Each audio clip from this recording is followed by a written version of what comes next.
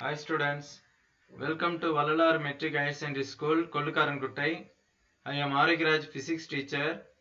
Today we are going to discuss about tangent law and tangent galvanometer. Tangent galvanometer is an experiment we have in plus 2.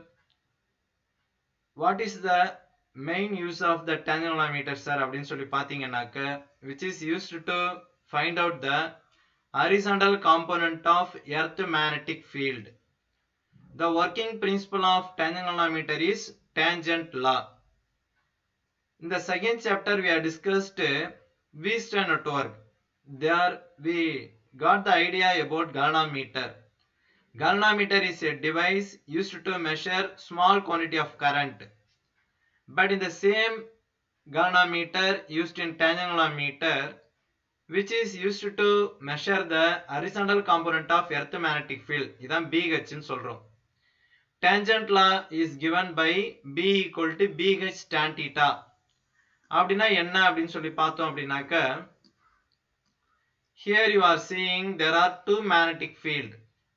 One is B, another one is BH. B is nothing but magnetic induction produced due to the current carrying circular coil used in the tangent galvanometer. BH is nothing but magnetic induction due to the horizontal component of the earth magnetic field. Here you are seeing both the fields are perpendicular to each other. Here you are seeing there is a blue color line that is nothing but magnetic needle or a magnet which is placed freely between both the magnetic field. அப்ப இந்த ரெண்டு magnetic fieldல when we are placing a magnetic needle, what will happen, sir? The magnetic needle will come to rest at the resultant of the two field. இப்போ பியும் BH ஒன்றுக்கு ஒன்று பர்பண்டிகுலராக இருக்கிறப்ப நம்ம ஒரு மேக்னெட்டிக் நீடில் இங்கே பிளேஸ் பண்ணோம் அப்படின்னா நீடில் வந்து கரெக்டாக இந்த ரெண்டு ஃபீல்டுக்கும் ரிசல்டன்ட் பொசிஷனில் ரெஸ்ட்டுக்கு வருன்றாங்க.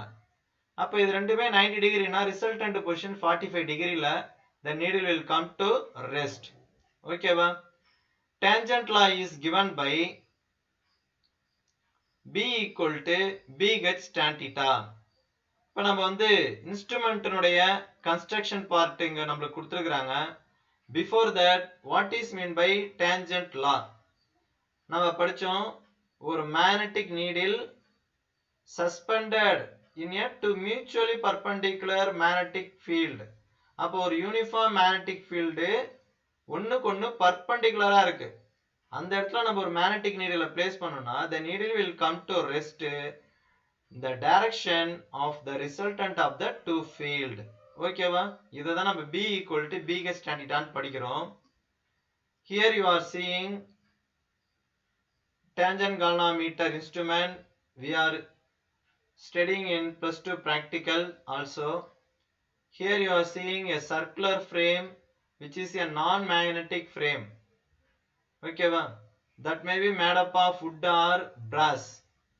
And here you are seeing three leveling screws are provided, but you are seeing only two. One is at back. அப்ப two screws are இங்க நம்ம முன்னாடி பார்க்கிறோம். back sideல ஒன்னு இருக்கு. அப்ப totally 3 leveling screws are provided. Here you are seeing a compass box in which you are seeing a small magnet. அடுத்தது வந்து பாத்தீங்க அப்படின்னாக்க இதுக்கு மேலே இங்க நம்ம பார்க்கிறோம் ஒரு ஸ்மால் அலுமினியம் பாயிண்டர் இந்த இடத்துல இருக்கு. both are perpendicular to each other. Aluminium pointer வந்து பாத்தீங்கன்னா எக்ஸாக்ட்டா 0 to 0 டிகிரி நம்ம வைக்கணும் before going to start the experiment.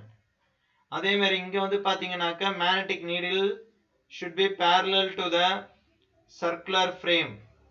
இந்த சர்க்குலர் ஃப்ரேமுக்குள்ள என்ன சார் இருக்குனாக்க காயில்ஸ் இருக்கும். அதுக்கு தான் இங்க நம்மளுக்கு ஸ்க்ரூஸ் நிறைய கொடுத்துருக்காங்க பார்க்குறோம். 1 2 3 4. இதில் நம்ம யூஸ் பண்ணக்கூடிய காயிலில் இருக்கக்கூடிய நம்பர் ஆஃப் டர்ன்ஸை நம்ம இங்கே செலக்ட் பண்ணுற ஸ்க்ரூஸ் வந்து டிசைட் பண்ணுது.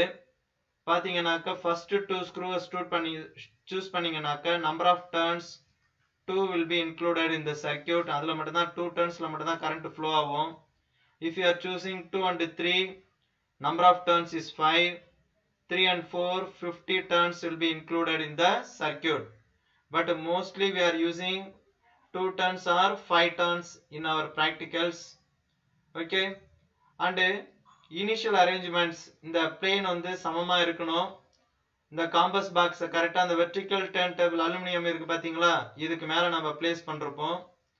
வச்சுட்டு இதுக்கு பக்கத்தில் நம்ம வந்து ஒரு இனிஷியல் ப்ரிகாஷன்ஸ்லாம் நம்ம என்னென்ன எடுக்கணும் அப்படின்னா, before going to start the experiment aluminium pointer should be adjusted 0 to 0 வச்சிங்கனாலே இது எக்ஸாக்டாக பர்பண்டிகுலராக இருக்கும். அந்த பொசிஷன் தான் மேக்னெட்டிக் மெரிடியன்னு சொல்லுவாங்க. அடுத்தது நம்ம ஒரு ஸ்பிரிட் லெவல் வச்சு பார்க்கணும். ஸ்பிரிட் லெவலில் என்ன சார் இருக்கும்னாக்க, சென்டரில் ஒரு கிளாஸு, ஒரு ஏர் பபிள் தெரியும்.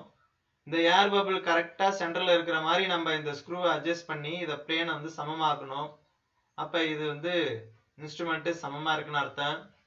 After did the initial adjustment நம்ம வந்து கனெக்ஷன்ஸ் கொடுக்கலாம். அதாவது கனெக்ஷன் பார்த்தீங்கன்னா இதுக்கு பவர் சப்ளை கொடுப்பீங்க. பவர் சப்ளை கொடுத்தீங்கன்னா இந்த நீடில் வில் ஷோ டிஃப்ளெக்ஷன். அப்போ நம்ம ரீடிங் எதுலேருந்து எதுக்குள்ளார எடுக்கணும் அப்படின்னாக்க 30 degree to 60 degree. இங்கே நம்மளுக்கு வந்து இது ஃபர்ஸ்ட் குவாரண்ட், இது second, this one is third, இது வந்து ஃபோர்த்து குவாரண்ட்டாக டிவைட் பண்ணுவாங்க. அதாவது 0லேருந்து இங்கே ஒரு 90 degree, இங்கே 90 degree. அப்போ 0 to 90 ஃபர்ஸ்ட்டு, இங்கே ஒரு 0 to 90 செகண்டு, இங்கே தேர்டு குவாரண்ட்டு, இது வந்து ஃபோர்த்து குவாரண்ட். இப்போ அலுமினியம் பாயிண்டர் வந்து எப்பயாவது நின்றுச்சுன்னா 1க்கும் 3க்கும் இப்படி நிற்கும், இல்லைன்னா இந்த சைடு நிற்கும். அப்போ நம்ம இதில் வந்து 4 ரீடிங்ஸ் நோட் பண்ணுவோம். என்ன சார் செய்யணும் அப்படின்னு சொல்லி பார்த்தீங்க அப்படின்னாக்க, ரியோஸ்டாட்டை யூஸ் பண்ணி ஒரு ஸ்மால் கரண்ட்டை நம்ம ப்ரொடியூஸ் பண்ணுறப்ப இந்த needle will show some deflection. அப்போ நம்ம வந்து 30லேருந்து 60 டிகிரிக்குள்ளார இருக்கிற மாதிரி நம்ம ரியோஸ்டாட்டை அட்ஜஸ்ட் பண்ணி நம்ம ஏதாவது 4 டிஃப்ரெண்ட் பொசிஷனில் வச்சுக்கிட்டு θ1, θ2, θ3, θ4ன்னு 4 ரீடிங்ஸ் எடுத்து அதுக்கு ஆவரேஜ் எடுப்போம். அப்போ கரண்ட் எவ்வளோ போச்சுன்றது அம்மீட்டர் மூலயமா தெரிஞ்சுக்கிட்டு தீட்டா டிஃப்ளெக்ஷனை பார்த்து நம்ம நோட் பண்ணிப்போம். அதுக்கு ஆவரேஜ் எடுத்தால் உனக்கு தீட்டா மெயின் கிடைக்கும். அதை வச்சு அதுக்கு tan θ கால்குலேட் பண்ணணும்.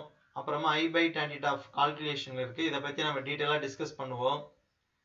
நெக்ஸ்ட் வந்து பார்த்தீங்க அப்படின்னாக்க, எப்படி சார் நம்ம BH ஃபைண்ட் அவுட் பண்ண போகிறோம் அப்படின்னு சொல்லி பார்த்தீங்கன்னா, we know the magnetic induction due to the circular coil carrying a current formula mu0 Ni/2R நம்ம லாஸ்ட் கிளாஸ்ல டிஸ்கஸ் பண்ணோம். இதை எடுத்துட்டு வந்து டேஞ்சன்ட் லால சப்ஸ்டிட்யூட் பண்ணீங்கன்னா we know tangent law B equal to BH tan θ. இதுல சப்ஸ்டிட்யூட் பண்ணுங்க இந்த place of B mu0 Ni/2R equal to BH tan θ. இதுல BH equal to என்ன அப்படின்னு சொல்லி எழுதுனீங்கன்னா mu0 Ni/2R into tan θ. இதுதான் horizontal component of earth magnetic field கான formula. ஓகேவா? apart from this there will be many important one mark question will be asked. அது எப்படி sir இதெல்லாம் அப்படின்னு சொல்லி பார்ப்போம். இதை ஜஸ்ட் நீங்க வந்து ஒரு கிராஸ் மல்டிப்ளை பண்ணுங்க. ஐயை மட்டும் இங்க வச்சுக்கோங்க. I equal to 2R BH divided by mu0 N. இப்போ நம்ம என்ன செஞ்சோம் அப்படின்னாக்க, இந்த 2R இங்க கிராஸ் மல்டிப்ளை பண்ணோம், mu0 என்ன டினாமினேட்டர் கொண்டு போயிட்டோம், இன்ட்டு tan θ. இப்போ I equal to K tan θ நம்ம ரைட் பண்ணலாம். Kன்றது இந்த இடத்துல ஒரு proportionality constant. K equal to 2R BH by mu0 N.